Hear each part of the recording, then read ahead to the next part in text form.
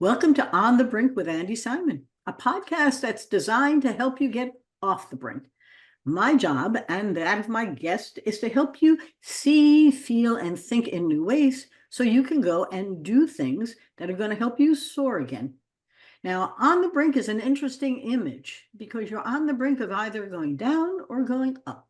And every one of the people I interview brings to you a way of seeing things that are happening that you may not be paying attention to, or you may need right now. The timeliness of the interviews is fascinating to me. And all of you email me how it's impacted your own career or your personal lives. And that's the joy I get out of doing a podcast with others for you. Today, I'm absolutely delighted and excited to have Kathy D'Agostino with us. I did an earlier podcast with Kathy. I enjoy her work. She and I met through the Westchester Business Council, and she is doing things similar to what I do, but in a different way, and very important for you to know as these are very fast-changing times. We're going to talk a little bit about AI, a little bit about the world in which AI is being applied, about the fourth industrial revolution, but these are fast-changing times, and humans hate to change. You are already saying, no, I don't want to do this. Thank you very much. Your amygdala is hijacking it. You're saying, well, I'll listen, but do I have to learn? It's only when you begin to open your mind to what's possible that you can see opportunities. Kathy, thank you for joining me today. Well, Andi, I'm always pleased to be here with you. Thank you for inviting me. I'm going to do a short bio on Kathy, but I think she's going to do a better job on herself. She's an AI strategy advisor, passionate about integrating AI in the workplace with a people-first approach. It's really interesting because our paths are very similar, but different. She has a background as an executive coach and training facilitator, and it allows her to bridge the gap between technology and people. So interesting because as an anthropologist, humans have always been evolving as a result of new technology. I know that stone tools evolved into better stone tools. And then next thing you know, we had really powerful unstone tools called guns. Through her journey, she's learned that the true power of AI lies not just in its technical capabilities, but in how it can be harnessed to uplift and augment human potential. That's all it's ever been able to do. Without humans, technology becomes archaeological ruins, and we can study them, but not really understand what they meant. Her real joy is in helping organizations navigate the complexities of AI integration, ensuring that these innovations serve the workforce effectively and ethically. And all the concerned about losing jobs, this audit is very interesting. We've always lost jobs and added new ones. And I was a banker when I introduced ATMs, and they said that's going to remove tellers and sort of, what else can it do? Kathy, it's such a pleasure to see you and have you with me today. Thank you for joining us. Well, thank you, Andi. You just said something that piqued my interest. I love that we connect on the level of ATMs. I worked at a bank for Mellon Bank in a different state and city, and it was the first ATM machine ever put in our bank, our branch. And you and I are dating ourselves. Hey. Well, I'll share this and then you can tell your story a little bit. Tell the story. I was SVP of a savings bank, and I bought their first computer. And the secretaries had a flip out over what will they do without their whiteout. It was a very interesting education for me about what I saw as a real asset became an extraordinary painful liability to another person. And so who knew whiteout could do that? Who knew whiteout could do that? I can do that too. That whiteout, where is whiteout? Kathy, who are you and what's your journey been like? So Andi, you did a great job of speaking with that, about that. And it's really been an organic journey. I think I just kind of go with like what I really believe in and what I feel is really important. And I don't think that's ever changed. Some people call that their core values. And I truly believe, I think when I started my own business, it was the first thing I did was my core values, right? It's funny, my son just started his business and that's what he talked about. And I'm like, I don't even think we know we both did it. But I think it's, really for me, the value has always been like, how do you get people to show up at work, to be happier and to be more engaged, right? To do their jobs better and hopefully create better bosses, right? And that's really huge. And so I've been doing the executive coaching and the training, like for Business Council, the Star Power programs. And I just started using AI in my own business, finding ways to be just try it out. Like, oh, I love innovation. Like, I think it's fun. And I'm like, let me try this out. And so I started sharing it with clients, and they're like, oh, this is so valuable to me. And I'm like, look, it's going to save you money. You can do this with AI, and then we'll do some other work together. And so just really organically and naturally, it really started to evolve. And so if I saw people getting benefits, I was getting benefits. I'm like, I need to take a deeper dive into this and really find out what's going on, and opened up a Pandora's box of just beautiful, wonderful things. And obviously recognizing that there's challenges and risk and ethical issues involved. So being responsible, I think using AI responsibly became a mission. And how could we help companies, do that better? I think one of the things that we've been talking about forever is work-life balance. I poo-pooed that forever. I'm like, we'll just do work-life integration, right? And I do believe it's the first time that I've ever believed, I found a belief that I think AI can really create work-life balance, giving us some free time that we have been trying to get forever. As long as we don't feel guilty about having time, it's as if time is a bad thing instead of, I could go take a walk or, I don't know, play some golf or have a little balance in all the things that matter to us. It's interesting. Do me a favor, though. Describe to the audience what you think AI is in business, some of the ways you see it already operating. I can add a little of my own, but I'm anxious to hear what you're seeing as a useful tool that's unclear in terms of all of the implications of it. What do you see happening? Yeah, so that's a huge question, and it has an interesting answer to it. So I define AI and Gen AI, right? So AI is the large language model that, all this SaaS and all this software companies have been using forever, the back office stuff. November 2022, OpenAI said, okay, so our mission now is to give everybody in the world access to this data. And then that allowed us to create generative AI, which is now the tools that we're all using. So when we speak AI, I think we kind of shortcut it, but I like to define that because AI is the big stuff, that's the back office stuff. So if you've been ordering anything on Amazon and it says, if you bought this, you should buy that, it's AI. If you've been ordering Uber and you can watch your little Uber driver, AI, right? So we've all been using it, but now we have access to this data. And I think it's giving small business owners a competitive edge that they didn't have before. So that answers the first part. The second part is where am I seeing value? What tools are they using?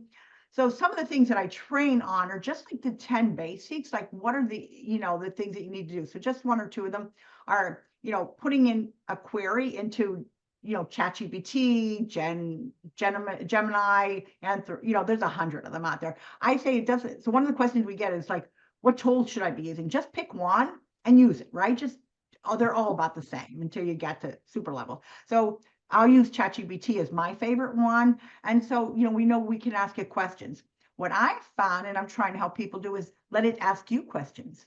So that's people aren't thinking about. So I think the only thing that's really going to limit our ability to use AI to be more productive and more efficient work is our lack of imagination. So what I like to do is give people some foundations and then help them to say, how can it help you in your role better? And then we find ways to do that. So I don't think it's one cookie cutter thing, but I do find that people need to know the foundation ones. One of my favorite tips I'll just throw in here is putting ChatGPT on your phone. And there's a little microphone in that little text box. You might have seen it. When I leave a networking meeting, Andi, I just take my business cards. I say, send an email. Here's what I want this person to have. Send an email. Make sure they get this attachment. Like you and I left the meeting. I sent an email to myself, note to self, follow up with Andi about doing a podcast. So when I get home in my laptop on my PC, all of those emails are already there. So we can become so much more efficient. I didn't forget to reach back out to you, or we didn't forget to contact each other. So there's just so many of them. But I think that, just really like the training company, people are expecting companies to train them. And I think that companies have an obligation to train them because they're going to benefit from it. Well, there's so many. Humans are so complicated. It's so interesting. They want to protect their status. If you know much about the neurosciences, the SCARF model that David Rock has is very compelling as a way of understanding the human mind. First, there's S. They want to protect their status. And they're always afraid of change that could make them look not as competent as they think they are. Then there's certainty. Is this certain? Am I going to be uncomfortable with the unknown and unfamiliar to me? Then there's autonomy. What chat does is give you enormous freedom, but also responsibility. Then there are relationships. How can I use this to improve or enhance those social pieces, the relationships that we're doing? And then there's fairness. Humans want things to be fair. They never are, but we try to get something that appears to be. And so as we work with companies about the implementation of new technologies, we keep the brain in mind so that they can begin to see something as an asset to their status and improving their comfort and certainty and consistency, as opposed to something that remember, that amygdala will hijack anything that comes and feels threatening. It's that big lion around the bush that's going to come and eat you. And instead, it's a wonderful way to expand what's possible, as long as you begin to let your mind see change as a friend, not as a foe. And I think that the most interesting part is watching which leaders can not only embrace it, but share it and communicate it as an asset, not as a risk. Are you seeing leaders rise in the companies you're working with to embrace it, or are they sitting there like this? I've seen too many meetings where they hire me to help them change and sit back and no, I'm not going to do that. What do you see? A little bit depends on the industry, right? There's been more, forward-looking industries and lagging industries. So I think some of it's industry, indicative. It's a couple of the industries like professional services, small business owners, they're like, okay, if it's going to make me work better and more efficient, that's great. Technology companies, financial companies, anything to get those algorithms going to figure out how to manage money better or to control money better. Also, think about financial does it from the standpoint of fraud, right? Huge on fraud, right? So it's really helpful in that area. The other one is healthcare and pharma. Those are the ones that are, you don't have to twist their arms too much. They're starting to see the benefits on the big level, right? On the high level. The lagging industries, and some of them have been government, as one might expect. Yes. Yeah, that's true. Agriculture, again, an industry that's pretty set in its way. And then I think a couple other ones are the public sector. Everybody's not really jumping into it. They don't really, there's some companies and people and leaders are still trying to think, what is it? So the leaders that I think are interested in it. Laughing. Oh, I'm sorry. This is a new devil that's here. What is it? Please continue. Yep. Yeah. And actually, just fast forward, we're starting to do leadership courses for leaders who are now leading teams that weren't doing what they were doing last year. You're now tech teams, whether they weren't set up to be that way or not, right? So lawyers, have a technology part, a part now. I mean, financial advisors definitely have that. We're seeing it across the board. So everybody has a piece of tech, or will eventually have a piece of tech to it, attached to their job. So we're actually thinking that leaders need to, number one, they're not even used to the change yet. Now we're going to tell them that they have to learn how to lead a little different because their teams differ, right? Yes. So I think it really depends upon the sector, the category, and the individual, right? Some leaders are always like, show me the way, and I'll follow. And other ones are like, I protect my territory. Here's my office, and and don't change anything. Just like all of us, right? We're people. It's interesting. So I'll throw out how I'm using it. How my daughter who is in education is using it. Let's give them some concrete illustrations about how it's there waiting for them to explore it. And so last year I had a proposal that I had to do for a client, and they wanted it in 3 days. And so I went into ChatGPT and I said, I need a proposal about anthropology and ethnographic research would be able to help a company in this category better understand what their customers are doing, thinking, feeling about their product XYZ. It took about 15 seconds, maybe 20 seconds for me to get not a bad outline of the proposal. And then I asked it to go a little deeper in each one of the sections and be a little bit more descriptive. Then I asked it to provide some research to support what it was telling me.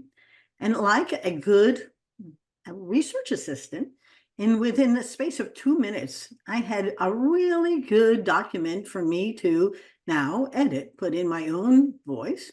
And then I put everything into Grammarly, which adds another AI on top of what chat did. I love Grammarly because it corrects chat in some ways. In some ways, it doesn't. And then it added suggestions to that as well about how to make it more forceful or impressive. And I said, by the time I was done, what a great research assistant I had. Cost me nothing but a few bucks, but it was a wonderful exercise in developing something with speed and ease and pretty good accuracy. And I got the job. And I said, how interesting. Why not put the time into the job as opposed to proposing to do the job? Your thoughts. I can give you some more, but I'm anxious to I hear case. I think you picked a great one. I heard what I heard you say is I said, hey, you had this project. You wanted to deliver for the customer. You really cared about the customer. You wanted to deliver it in the 3 days that they wanted. And so to me, that's using AI to, satisfy a client who had a request. And then you did these wonderful little prompts about being specific, like who's my client, giving it and asking it for the research. How did you come to this conclusion? So you did all of the right things. Like you taught yourself, and like many of us began it, and I did the same thing. We have a program that we're doing for workforce development. And so I did all the things that you did, and I'll just build on that. What I did is I said, what did I forget to do? We have a sponsor on this program. And so they're like, well, the sponsor needs to do these things. And I'm like, well, tell me what they need to do. Created the list of sponsors' responsibilities. I would have never given the sponsor all those responsibilities, but they did accept them, and we got the same as we got the job. And so I think that being specific, a couple of things that I highlight, asking it. I think I love saying to ChatGPT, one of my favorites is, what did I forget? What should I have included? And I didn't include. Ask me a few questions so I can get clearer about, this person. Or this company or something like that. So I think you did a great job. I think that's perfect. Yeah. And that's what we train people to do. What's interesting, the word you just said, what we train people to do, it's having been a professor myself and a visiting professor and doing my leadership academies now for 6 years, 7 years, and helping companies change, which they hate to. This is a very interesting educational tool about things that would take me hours to go and research or have a lot of expense with a outside support person. We've always had support people who I would say, I need to have, please give me back. And then I have to go edit and make sure they're right. I think what's done is make us more smart. If there's a smarter piece to this, to your point, would you have thought of asking the sponsor to do this? I don't know. How is that not in our brains? And now it's in our brains, and we'll never not ask the sponsor what to do, Yeah. right? And you I could might actually ask them, yeah, I might have said to them, what are you willing to do? But I'm not saying anymore, what are you willing to do? But I love one thing that you said, and I hope it's okay if I interject this here, as it makes us smarter. So, everybody fears it, a lot of it. We say it's going to augment us, and they're like, sure, it's going to replace us. So I think the one thing that's really cool, and I don't mean to diminish the imposter syndrome, is that I'm actually embracing it a little bit because I have my new best friend, AI, that I can ask questions. I can solve problems for a client. I'm not going to pretend I did it alone. I'm going to, certainly give credit and acknowledgement to my first year research assistant, who, yes, by the way, doesn't ask for a raise, never yes, gets tired, never will gets answer sick. the same question 44 times, and is always polite and friendly. I And I say mean, thank you. Don't you? I say please and thank you. It's so yes. fun. Well, how else can I, and ends everything with, how else can I help? Let me know if I can do more. I'm like, I haven't had an assistant what do you call it?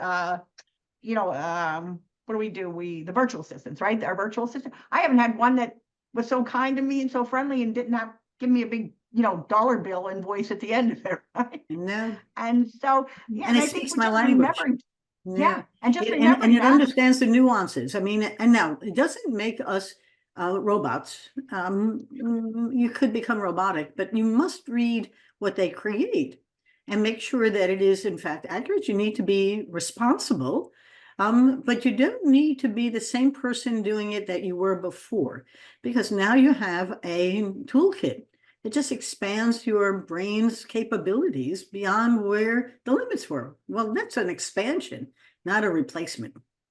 All this collective knowledge that's been the large language model has been trained on is, now bringing all of that to us, which before only the elite could have, right? So talk about equity, Yep. right? Now we have that equity, that we can all share in. And Yeah. I think that's the brilliance of it. But that's a very interesting point, Kathy, because you also need to prepare equitably people to understand what it's creating, what it means, and how to be learning from it, not simply using it. And an education illustration, my daughter's a special ed teacher, and she had a child coming in who she had not seen before, this kind of, a new set of conditions. And she asked Chad how to approach the training or the teaching, so it was appropriate. She said it was extraordinarily, and my colleagues, as well as the director of the program, were in awe of how fast we were able to craft an appropriate program for this person coming in. The mother thought we were brilliant. She said, we were just brilliant at being able to use new technology to help us do a better job. Now, we still have to teach the child, but at least the plan is there for us to all approach it in a collaborative way. And it was a collaboration, not an idiosyncratic one. She said it was very interesting to have new resources available for complexity. And it created something much more streamlined and simple than any one of us would have probably come up with. Interesting, huh? Win-win. I mean, such a win. And plus the child is getting treatment so much faster than we're spending all the time trying to ask 45 questions and the kid's already checked out, right? And again, satisfying a client just like you did, faster and sooner and more efficient. And this will change this child's life. I mean, it's life-changing, right? Now, my other thing that I love to do is ask it to write poetry. Now, that's not my That's fun. competency. It That's is fun. fun. And so I've written it for all my kids, my grandkids, and for friends. And every once in a while, I've got this kind of desire to send something special to my roommate from college about how many years ago. And all of a sudden, it came out with a poem that was just perfect. I gave it the pieces. I said, write me a poem. It was brilliant. And I said, wow, now I can be a fake poet, but I wasn't fake. I was a real poet. I just didn't do it exactly. My brain is not a poetry fake, and I can't do it. But boy, did I love that. And she did too, right? Oh my, I never thought of using it like that. It I was will creative. tell you, yeah, I have a pole in my complex, and the 80-year-old ladies all have their phones over there. And so I asked them if they use ChatGPT, and they were like, no. So I downloaded it for them. They're planning their vacations, they're sharing it with their friends and showing how smart they are. And I have to tell you, like, I think the equity again, it's for everybody. There's no, you and I are not certainly 21 anymore. I'm just going to No? speak for maybe I should speak for myself. But since we both remember the ATM machine, we may be a little older. And our 80-year-old neighbors, and I have to tell you, I think it really, anybody who wants to put a little effort into it, ask a few questions, go to ChatGPT and ask, how can I get used to using you? What kind of purposes can I use you for? If you're not sure, ask. And sure enough, you're going to get some great Right answers. ideas. It is really a wonderful time. Now, you and I are embracing the novel, the new, and we're going to give it great value. But I think that part of our responsibility is to make other people comfortable with it and treat it as a real asset to our society as opposed to terrifying. Emerging technology is part of a fourth industrial revolution. I love blockchain, and blockchain technology has been slow to be quite as ubiquitous, but it's transformative. You've got, on your cell, you own all your art and your everything else, and you can only release it with a special key. But there are cities I think it's Zug in Switzerland, completely on blockchain, no more paper. And how I know it's really exciting. And then there's machine learning, of course. And then, the work that's coming out of Amy Webb on the new technologies and their implications, the future. I often say the future is all around us. It's here now. We just don't know it. and we can't see it. And why not? That's because we just haven't opened our minds to what's possible. It feels like it's in another load on our back as opposed to a freeing of that load on our back. Just a state of believing, right? Yeah, in some ways, yes. And I think just, maybe always just keeping that responsibility and that Mhm. ethical concern in there. And again, Andy, as you've said a couple times today, it's always the human at the end is going to make the decision, right? Yes. And so, we talked about leaders before, leaders are still going to lead people. They just may use AI to help them lead better, right? And so I think that that's really where the balance is in it, using it for good.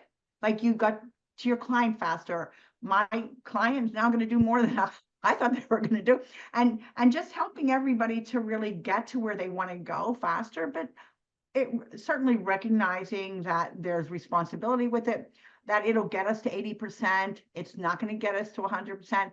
I'll tell you just a quick story that it came out of MIT. So credible story that they're warning people not to fall in love with their AI. Because AI can offer empathy. It can definitely offer human interaction. It is not a human and it's not genuine. And so they're saying, do not fall in love with it because it's more perfect than most humans would be. We all have mistakes, or we all make mistakes. AI says it makes mistakes, and it does occasionally. But so yeah, you're not supposed to marry it because our laws don't, and you're not supposed to marry it. So don't fall in love with it, because then if you think about marrying it, our laws and norms don't follow for that. And talk about an anthropology, opening a field of anthropology But study. that is just Yes, fascinating because yes, they are looking to fall in love with it, aren't they? And you and I are yes. talking with deep affection towards our friend, our virtual friend. It's so interesting. It's not a Was robot. removing my Robot. imposter syndrome. Yeah, Yes. removing imposter syndrome and making us. But I always look at it as I would for anything. How's it helping me help somebody else? Like you said, how do we make the world a better place by sharing this with other people? And that really is where my goal is, and you're definitely your goal. And so I think that well, this other stuff will come. And there was always some challenges, but the opportunity, though, is so great for all of us to be able to be, I don't even want to say trailblazers, because at this point it's been around for so long and we're using it so often. However, it's about sharing it with more people, right? And letting everybody access that. And I think that that's really where the brilliance and the fun comes in this. And Yeah. that's where I'm finding a lot of enjoyment. Now it's interesting. You and I talk about Chat GPT as a favorite, but I haven't even gone to Google's, and I haven't Haven't looked I? at others, and I haven't compared. And I guess I should, but I also am pretty Yes, comfortable already. How many ways do I have to find answers? I don't know. And it's sort of interesting how I'm perfectly happy. I love the fact that when I put my stuff on Buffer, it can redo it so that it's a Twitter post, it's a LinkedIn post. I can redo it for Facebook, and I'm paid for it at Buffer. LinkedIn wants me to pay for it. I said no way, thank you very much. I've already had it done 7 times, but it's interesting the field that's exploding. Anyway, you and I have fun, and I hope we can share this joy with others. I think we're about ready to wrap up, though. One or two or three things you want our listeners to remember as they go on their day. Any thoughts? Oh, yeah, great question. And thank you for the opportunity to share that. So I think there are a couple things that the very first thing I think is I like to dispel the fear that AI is coming after your job, right? So AI is not coming after your job, but humans who know AI are going to be able to do your job better, faster, and more efficiently. And they may eventually, nudge you out of the way. So we'll just be more polite about that. So I think always to remember that, just learn it, because you're going to be able to do your job a little better, and you're going to make your company better. You're going to feel better. Talk about being smarter. You can be a lot smarter, right? So I think that's one thing. And I think, again, to using the responsibility of, taking ChatGPT or whatever, Gen AI tool you want, and not thinking that's the end product, that it's really going, because I think the other fear is that our brains are going to get turned to mush. What I'm finding, it is helping me. It's almost biofeedback. I'm getting more clarity around how do I ask questions. And when I ask it better, sometimes I just ask ChatGPT, help me ask that question better. And I'm like, oh, I wouldn't have thought about that. say it more efficiently, say it so that people don't get confused. So, Yeah. using it for those purposes are really very valuable, and we're not going to be replaced by it. And at the end of the day, it's always the human that makes the decision. It's always the human that's going to augment, the ChatGPT or any AI. And so it's always about us in the end. And how can we help our fellow person or our coworker? How can we help anybody do things better? And if we can share that, then I think that we've done a good day. Then we can say we've had a good day. And I love this interview. It's been just so much fun. Kathy, thanks for joining me today.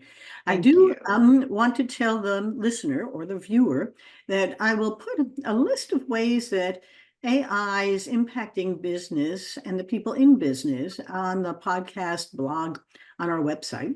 And I will push that out as well because we have been intimate about this today and about how we've used it or helped others do it. But I think the whole scope of, as an anthropologist who helps companies change, and Kathy doing the work she's doing, helping organizations adapt and adopt AI, we're seeing it in both a microcosm and a macrocosm.